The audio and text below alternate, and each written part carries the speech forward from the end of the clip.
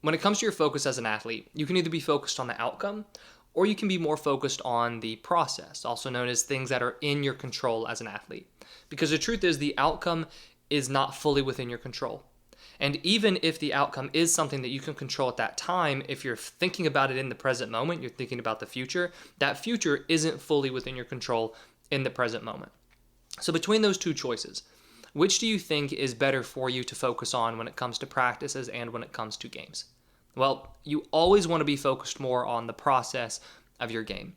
Now, outcomes are definitely okay to think about. I was working with an athlete this morning and he and I have really been focusing on this idea of outcomes versus the process and, focusing more on what he can control. And we did an exercise this morning where I was asking him about all the different outcomes he thinks of when it comes to his game, both when he's actually competing and then also on a day-to-day basis.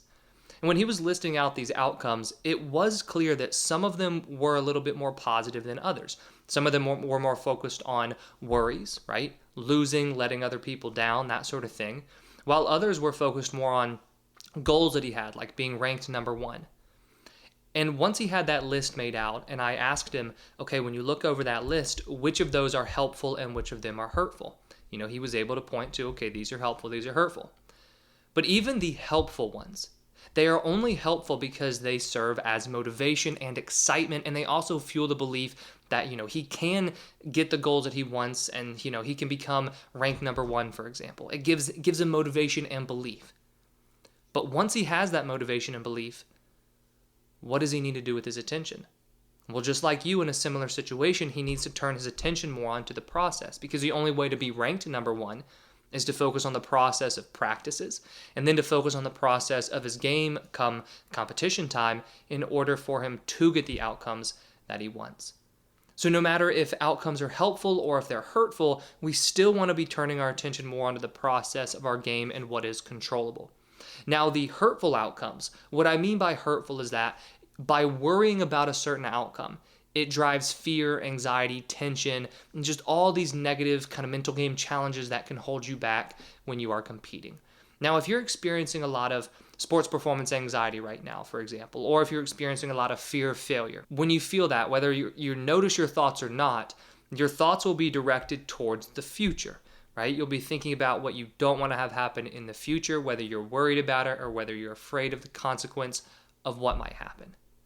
And now at that moment, when you're experiencing that fear or anxiety, you cannot control the future, so you can't control that outcome that you're worried about. The only thing to do is to fear it and to worry about it. So if you are experiencing this when you're playing and you find that fear and anxiety does hold you back, it's probably a pretty good indication that you are thinking too much about the outcome. So instead, what you would want to do is you would want to turn your attention more onto the process, also known as what is controllable for you.